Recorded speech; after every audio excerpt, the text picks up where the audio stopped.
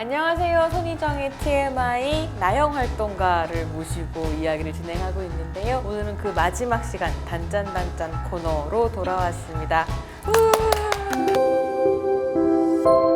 오늘 저희가 준비한 디저트는 쿠키예요. 어디 팟캐스트에 출연하신 걸 보니까 나영에게는 한약보다는 쿠키가 보약이라는 제목이 있어서 아 요거구나 이러고 쿠키 준비했어요. 보약입니다. 네, 보약을 먹겠습니다.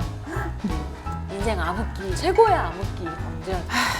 인생 최고의 암흑기는 대학교 다닐 때 학생운동을 하다가 학교의 재단 문제 때문에 1년 넘게 힘들게 투쟁을 한 적이 있어요. 그때 뭐 학교 전체가 수업 거부도 하고 총파업도 하고 막 이러면서 1년 반 이상 행정동 점거하고 제가 총학생회장이어서 단식, 삭발, 혈서, 수배 뭐 다 하고 아니 얼마 전에 절친 인증 퀴즈에 나영이 제일 싫어하는 투쟁 방법은 혈서, 단식 이런 게 있어서 뭐야 이러고 다 했다는 거야? 혈서를 제일 싫어하시더라고요. 그렇습니다. 아프니까요. 그때 다른 학생회장들하고 학우들을 모아야 되는데 무엇을 할까 하다가 다들 혈서를 쓰겠다고 하는 거예요. 나만 빼고. 정말 무서운 언니들이 다 머리카락을 자르기 싫다고 해가지고 난 차라리 삭발을 하겠다 계속 이랬는데 둘 다 하게 됐어요. 삭발하고 혈서 쓰고 다 했는데 그때는 한창 긴장을 하고 있을 때니까 몸이 아픈지도 몰랐는데 전 5년쯤에 한 번 발작을 한 적이 있어요. 부정맥인 줄 알았는데 알고 보니까 굉장히 심한 불안장애와 우울증과 부정맥도 같이 있었던 거예요. 그래서 그때 병가 내고 한의원 치료를 살을 직접 태우는 직구뜸과 막 마늘을 한 끼 6개씩 3번 먹고 막 이런. 그래서 그 막 직접 살을 태우는 뜸을 뜨고 이러면서 우울증이나 부정맥 같은 게 치료가 되셨어요? 한 3개월 그걸 집중적으로 했더니 좀 호전이 됐어요, 상태가. 그래서 생각보다 일찍 병가를 마치고 이제 복귀를 할 생각을 하고 있었는데 직전에 검사를 했더니 다시 돌아온 것 같다. 3월 달에 한번 다시 해야겠다 이렇게 얘기를 하더라고요. 그 말을 듣고 그때까지 참았던 게 이렇게 와르르 무너지는 기분이 들었어요. 그래서 갑자기 아무런 준비도 없이 호주에 갔어요. 그냥 무작정 갔어요. 관광비자 3개월짜리로 그냥 갈 수 있으니까. 그때 저의 통장에 100만 원 정도가 있었는데 갑자기 구하니까 티켓이 90만 원. 아 편도가? 네, 그거를 사서 그냥 무작정 갔어요. 숙소도 없이요? 에라 모르겠다고 거의 이런 생각이었고, 근데 다행히 운이 좋게도 첫날은 그냥 아무 도미토리에서 잤고요. 방을 구하러 다니던 중에 집을 같이 쉐어할 수 있는 분 만나가지고 그분 집에서 살 수 있게 됐고, 그리고 스리랑카 사람이 하는 일식집에서 아르바이트를 하면서 돈을 벌면서 생활을 했죠. 그때 호주를 간 건 굉장히 충동적인 결심이었는데 그게 제 인생에 굉장히 많은 영향을 줬어요. 일단 거기서만큼은 내가 그냥 하고 싶은 거를 하자 이런 생각을 해서 그 아르바이트 하는 데서 일하는 시간 말고는 그냥 하루 종일 막 걸어 다니기도 하고 공원에 계속 가서 그림도 그리고 그랬어요. 3개월간의 뜸 치료하고 막 마늘 먹고 이랬던 그 기간보다 호주에 가서 있었던 그 2달 반 완전히 그냥 내가 하고 싶은 대로 살 수 있었던 그 기간이 저에게 제일 큰 생명력을 돌려줬죠. 활동을 문화연대 활동으로 복귀하신 거예요? 그렇죠. 근데 사실 그때 문화연대 활동가들한테 되게 미안한 것도 있었어요. 왜냐면 제가 아플 때 굉장히 많은 도움을 줬었고 복귀를 앞두고 제가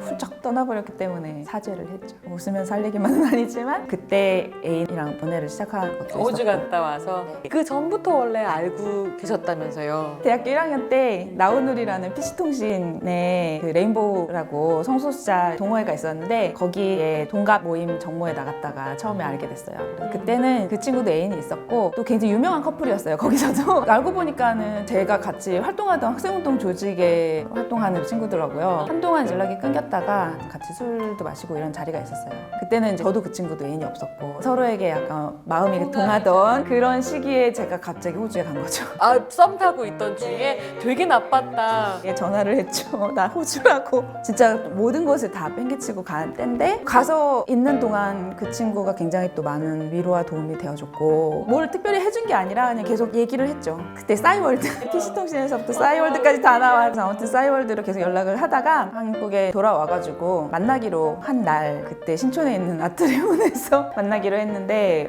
정말 굉장히 두근거렸고 근데 제가 조금 늦게 도착했는데 연락을 하니까 에스컬레이터에서 이렇게 내려오는 거예요. 그 장면이 아직도 되게 생생해요. 그리고 그때 영화관에 2개가 있었는데 하나는 원초적 권능 2과 하나는 시리아나였어요. 근데 그 시리아나가 고문하는 장면 같은 거 많이 나오고 이러는 영화인데 고민을 하다가 시리아나를 봐서 그 에스컬레이터 타고 내려온 두근거리는 마음을 안고 침도 뽑는 막 그런 영화를 본 게 다시 만난 시작이었고 그때부터 되게 자주 만나면서 사랑에 확 빠져들었죠. 맨날 막 새벽 4시까지 한강다리 앞까지 걷고 막 처음에 한 달 가까이는 손도 못 잡았어요. 새삼스럽게.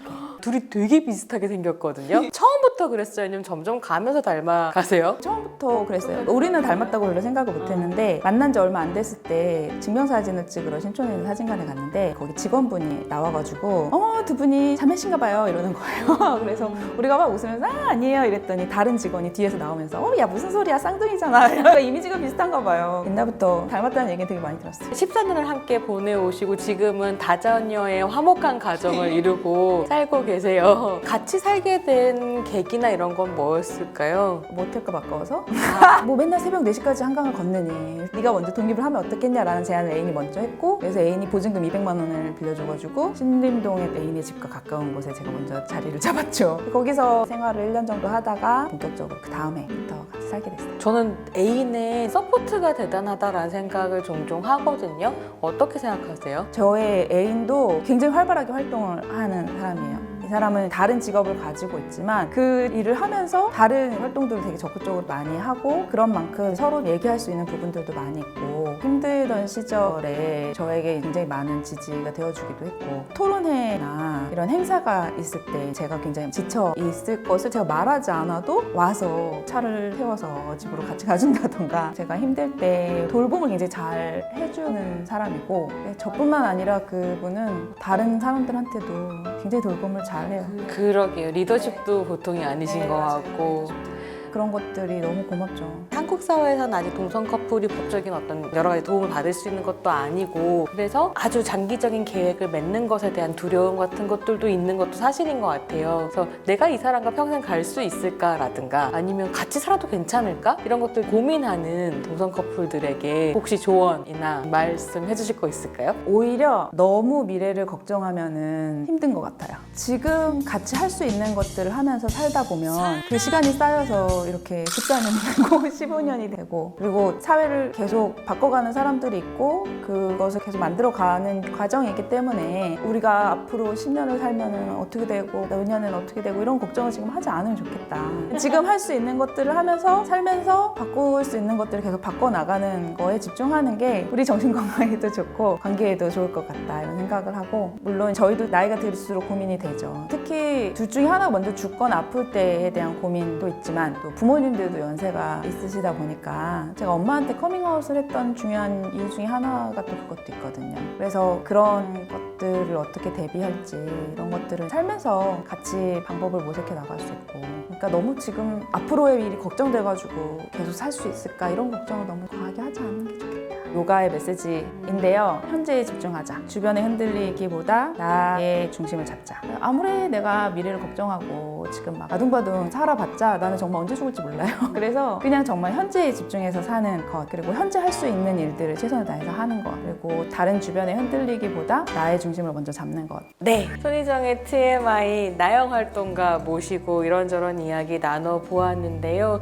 그러니까 현재에 집중하면서 세상을 바꾸기 위해서 고군분투하고 있는 단단한 사람의 이야기를 들으면서 저는 좀 더 힘을 얻고 희망을 볼 수 있었던 시간인 것 같습니다. 오늘 이렇게 함께 해주셔서 너무 감사드리고요. 서로 또 의지하면서 동료를 발견하면서 쭉 오래 갈 수 있었으면 좋겠습니다. 마지막에 재밌는 얘기 더 많이 하고 싶었는데 아쉽네요. 나영 활동가를 또 만나고 싶다. 오늘의 이야기가 정말 좋았다 라고 생각하시는 분들은 좋아요. 저희의 이야기를 널리 공유하고 싶다 하시는 분들은 구독과 공유 많이 해주세요. 감사합니다. 감사합니다.